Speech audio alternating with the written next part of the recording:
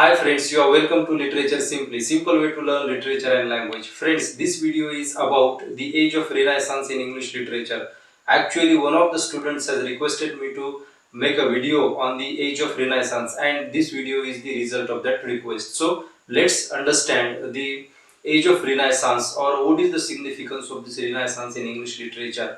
First, let's understand the very word Renaissance. Actually, this word is spelled with two spellings. The first is Renaissance and the second one is Renaschence. Some critics or scholars prefer the second spelling, and the pronunciation is same, that is Renaissance. So let's understand first the dates of Renaissance. Actually, there is no agreement among the scholars about the exact dates of this Renaissance, but this process of Renaissance has been started in Italy in the late 14th century, and it traveled later in the west of the Europe first, and then rest of the Europe. So it came to England in the approximately 16th century and lasted till the early of 17th century. But there is no any fixed date according to many scholars, but we have here some of the approximate dates. Let's see this approximate dates. According to Livius and Kazamian, they said that the Renaissance spans from 1516 to 1660 in English literature.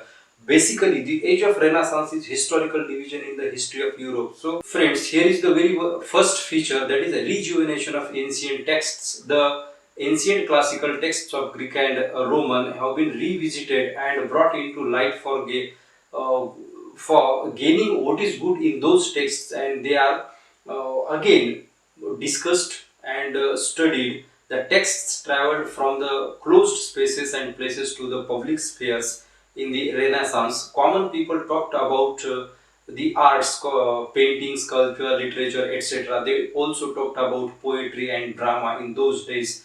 The intellectualism of society has been upgraded. So this is the very good achievement of Renaissance, and a new literature came into existence based on the principles of classical texts. For example, we have Plato, Aristotle, Horace, Longinus, and their contemporary poets and playwrights were rediscovered for the production of similar high quality literature. So these are some of the very basic texts which have been discussed a lot in the Renaissance, and some of the very principles have been built over these texts. And we have one of the example, that is Thomas More's Utopia became the masterpiece of Renaissance, which represented the English humanism. And here I have a quotation by Livius and Kazamian, and they said his Utopia, which was not translated into English until 1551, cannot, however, be neglected because of the language which clothed it, for it is the true prologue of the Renaissance.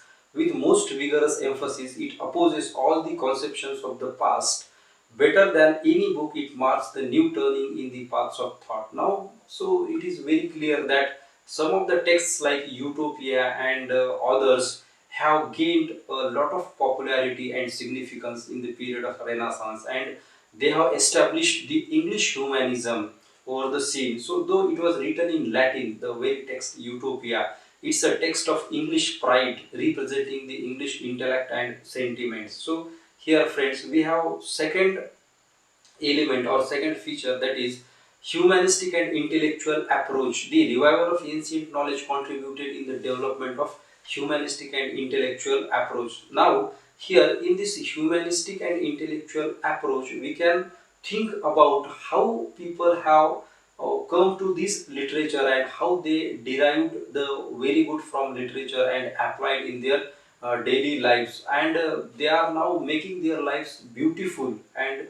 for the first time they considered life is very significant and interesting and it must get more beautification, and so they worked in that field. And again, love and compassion took over the society and reflected it is in literature. So it's very obvious, whatever happens in the society, it reflects into the literature, and all those concepts, all those things have been reflected in the literature. Now friends, here we have the third element, or the next feature, that is rise of nationalism. Now this feature is very significant because the Renaissance is not only the rebirth of knowledge, but it has made people to think about their nation and think about their self, think about their society, and hence the nationalism arises out of the Renaissance thinking. Now all the people of a nation accumulated in under one umbrella, and that umbrella is nothing but the nationalism. The tide of nationalism grew rapidly, occupying all the fields like culture, society, politics, literature, art, etc. Again, we have language. The people became conscious of their nationality and wanted to get rid of the authority of religion of Rome. Now, Rome has a very great influence over the Europe because it is one of the oldest civilization, and they have their religious authority, and this authority has been spread over the whole Europe, and the Englishmen wanted to get rid of that authority. They took pride in calling them as Englishmen and the Englishmen's creation, that is art and literature. So Geoffrey Chaucer for them uh, became what critics said of him about Geoffrey Chaucer, the morning or the rising star of English literature. And here I have the words of Goodman, a historian. I quote, "The spirit of England undoubtedly pervaded the final work of Chaucer, but when, in the last quarter of the 16th century, English literature shows the full effect of the Renaissance, there can be no denying that the work produced has the stamp of English nationality well marked on it, preeminently and universal though Shakespeare is. He is an Englishman through and through, as is revealed by his place." Now the national pride of the nationality has been increased on a very great level, and people became conscious about their nationalism, and they took pride in calling them as Englishmen. So this is the achievement of a new vista which is opened in Renaissance. Now we have here fourth feature, that is the spirit of discovery and adventure. So it is not directly related to literature, but it is related to the geography. Actually, in the Renaissance or in 15th century, there are so many seafarers who explored new lands, new islands, and new nations. For example, we have the great name of Vasco da Gama, who visited India with a different route from the sea in 1498, and other names again. Also, we have Christopher Columbus, then John Cabot, then we have Amerigo Vespucci. So these are some of the very great seafarers who have discovered new ways to reach the world, and this communication with the other world has been translated into literature, forming a great influence over the literature. Now there are so many adventure stories they brought when they returned to their home. For example, when Vasco da Gama returned to from India, he brought with him so many astonishing tales and so many great stories, and these stories have been included in many literature, many stories or many romances of that time. So this is one of the significant characteristics or feature. Then we have next feature, the spread of printing and spirit of learning.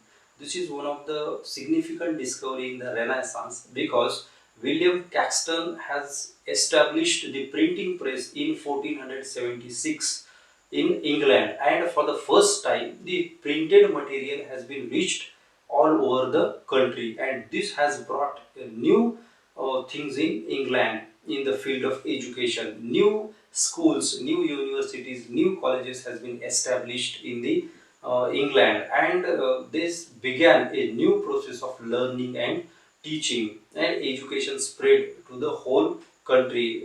Today we also find some of the grammar schools in England. So these grammar schools were started in the Renaissance. So this is the legacy of Renaissance. The new schools and universities became secular, establishing high quality culture. Among them, some of still survived.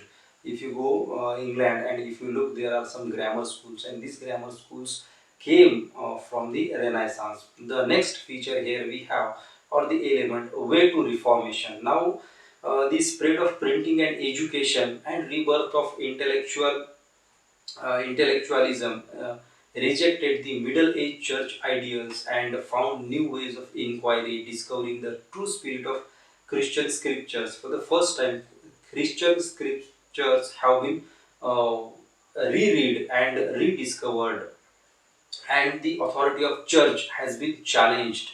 The newly learned men criticized pseudo-faith and religion and the church. The supreme authority of Pope has been challenged by some scholars and common people based on their learning, their reading.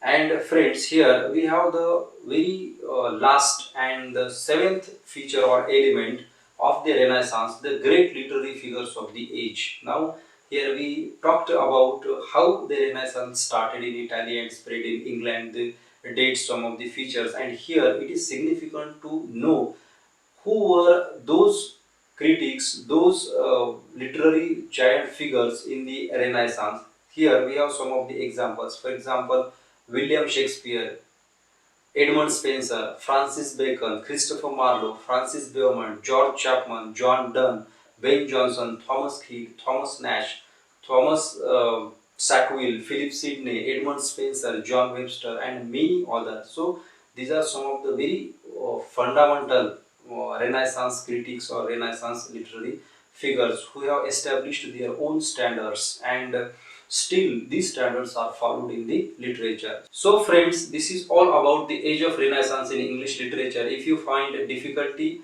so please go to website literatureshimply.com, and there you find this article. Read this article and understand it deep. So thank you very much for watching the complete video. Please like this video, share this video among your friends, and significantly subscribe to Literature Simply, and also press the bell notification icon so that you can get notifications of the new uploads.